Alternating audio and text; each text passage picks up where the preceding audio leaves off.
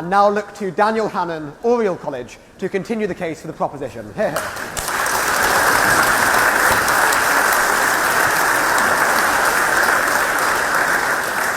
Mr. President, ladies and gentlemen, every campaign generates its truisms, its hackneyed phrases, its cliches, and this one is no exception. And one of the great cliches that defines this campaign is head versus heart. But of course, cliches become cliches for a reason. And I think a number of us feel tugged viscerally one way and intellectually the other, including me. I absolutely get the emotional appeal of Europe. I speak French, I speak Spanish, I've lived and worked all over the continent. 17 years I've been in Brussels. I have some very dear friends there, among the Eurocrats. Of course, being Eurocrats, they all want Europe to be a single country and a federal system and all the rest of it, but that doesn't stop them being decent people, kind neighbours, and loyal friends. But you can't be ruled only by your heart. Saying, I am supporting the EU because I like Europe, would be rather like saying, I am supporting FIFA because I like football. We need to look not at a fantasy European Union that is all about peace and collaboration among nations, but rather look at the one that has in fact taken shape under our noses. A racket which, far from benefiting the least well-off, as the Treasurer was just saying, takes money from low and medium income people and gives it to the most privileged and to the big corporations. In fact, if you listen, never mind what the Leave side are saying, if you listen to what the leaders of the Remain side are saying, Lord Rose has said, in a considered and measured way before Commons, if we vote to leave, wages will increase. And Lord Ashdown has said, if we vote to leave, food prices will fall. Now, I fail to see how either of those things is bad from the point of view of someone on low incomes. But of course, both Lord Ashdown and Lord Rose regarded these as terrible and undesirable developments. Just ask yourself why it is that the megabanks and the multinationals are pouring money into the Remain campaign. Why is it that Goldman Sachs and JP Morgan and Citibank and Morgan Stanley and all the rest are funding the people campaigning not to let us recover our independence? I'll tell you why. The biggest surprise to me when I was a newly elected MEP was the extent to which these giant corporations wanted more regulation. See, I'd innocently supposed, being elected as a Conservative, that being private enterprises, they'd want freedom of action. I was disabused of that within about a week of arriving. They love regulation because they can afford the compliance costs more easily than their smaller rivals. They have captured the Brussels machine and used it to raise barriers to entry. Very good news for the cartel of established multinationals, very bad news for the innovator, the startup, the entrepreneur. And that's why the European Union is falling further and further behind in the world. The year we joined, 1973, the 28 countries that now make up the EU were 36% of the world economy. Last year, it was 17% and falling. Ladies and gentlemen, this is a maritime merchant country. You know, we don't sit on great natural resources in this green, damp, exquisite island home of ours. We have to make our way in the world by what we buy and sell. That means we have to be where the customers are. And it's increasingly clear that the customers are not in Europe. And that's why, despite being myself within that privileged caste of Eurocrats with large salaries and tax-free expenses, I am inviting you to fire me in a moment. I'm inviting you to fire me. I would not be doing that if I were not convinced that the country as a whole will be better off, that the economy as a whole will grow after Brexit, and that therefore, incidentally, I hope there'll be some kind of job for me to go to afterwards as a newly unemployed MEP, maybe even doing something a bit more useful than regulating everybody else. Yes, sir. You asked the question where Britain's trade is. 50% of its imports and exports are with the EU. Small countries in the EU still make up part of the G20. Do you see that changing now? Well, let's look at what's already happened, right? 10 years ago, you say 50% of our trade. Let's look at the actual figures. 10 years ago, the EU was taking 55% of British exports.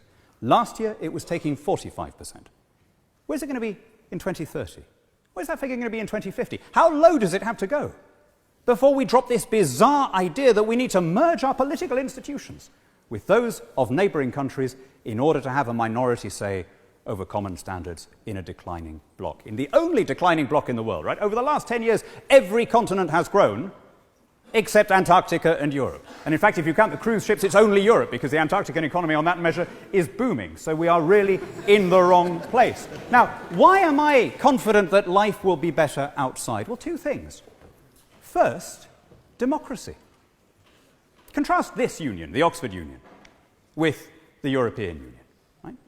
The people who take the decisions here are elected. Right? Now, actually, I'm now learning that they're not very often elected. They've become kind of semi-Eurocrats in the sense that they rig the elections in advance, but at least in theory.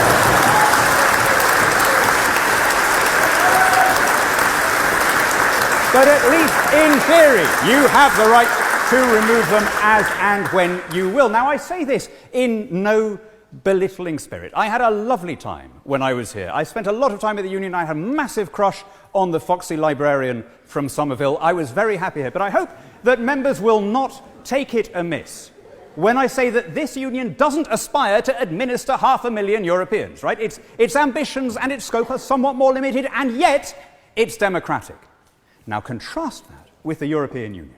Well, we just heard from my honourable friend from New College what Jean-Claude Juncker thinks of democracy. There can be no democratic choice against the treaty. Ponder those words. There can be no democratic choice against the European treaties. Dominic made the point that the European Commission is undemocratic. Actually, he slightly understated the case. Uniquely, we have fashioned a system that is anti-democratic in the sense that you generally only get to go there when you've lost an election. So it's only when, like Chris Patten or Neil Kinnock, or indeed now Jean-Claude Juncker, it's been only when you're expressly rejected by your voters that you are invited to come and legislate for them anyway. Now,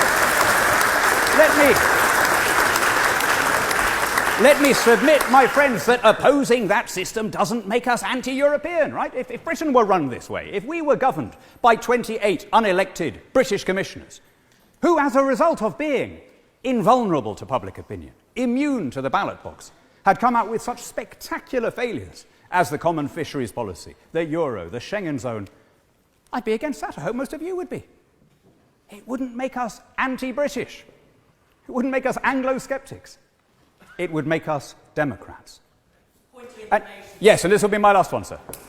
Given that leading figures from countries all around the world, including America, Canada, and also countries within the EU, have explicitly said that Britain will be deprioritised on the trading scheme once it leaves the EU, by your economic paradigm, what exactly is this abstract conception of democracy does to say that people whose jobs will now be lost as a result of the loss of trade deals, loss of employment, and loss of commercial opportunities? I'll tell you, we have no ability to sign independent trade deals with countries outside the European Union.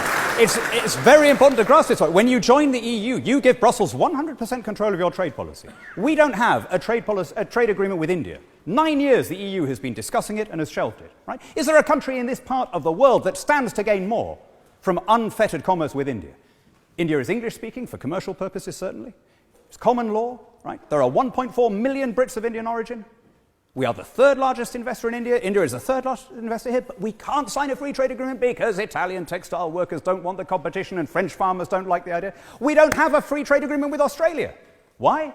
It's being held up by some Italian tomato growers. Now, the Italian tomato growers may be right or wrong. I don't know enough about the case, but how on earth is it in the interest of our country to be prevented from pursuing global trade, exploiting our links of language and law, of culture and kinship and migration that connect us to every continent, and to tie ourselves to the world's only shrinking trade bloc? And, by the way, to pay for the privilege of belonging to the tune of £20 billion gross, £10 billion net every year.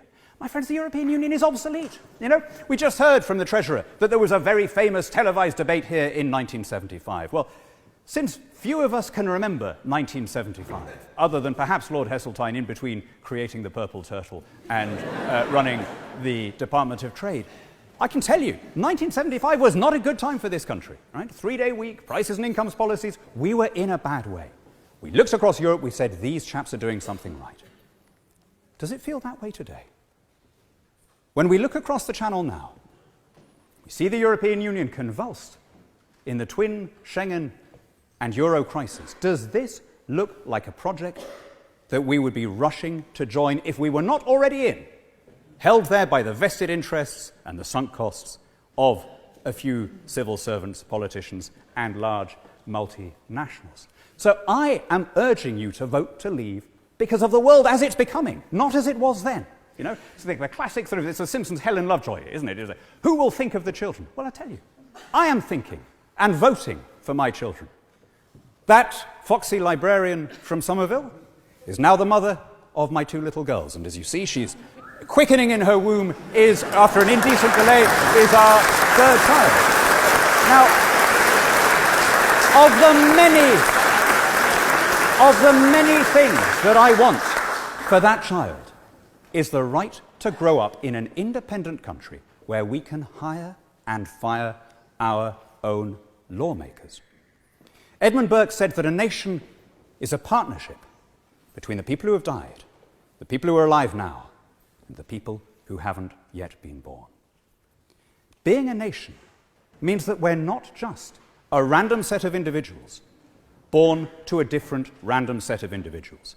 It imposes on us a duty to keep intact the freedoms that we were lucky enough to inherit from our parents and pass them on securely to the next generation. My late father, in 1944, volunteered to defend with force of arms our right to live under our own laws and our own people, in our own sovereign parliament. I don't want his grandchildren to lose that portion of their inheritance. So don't let anyone scare you out of voting to do the democratic thing. We're not just the 5th largest economy in the world. We're not just the 4th military power. We're not just a member of the UN Security Council. We have the world's most widely spoken language. We have the world's capital city. We export naan bread to India, kayaks to the Inuit, tea to China. We are a great country, and our song is not yet sung. We still have more to give. Though much is taken, much abides. And though we are not now that strength which in old days moved earth and heaven, that which we are, we are.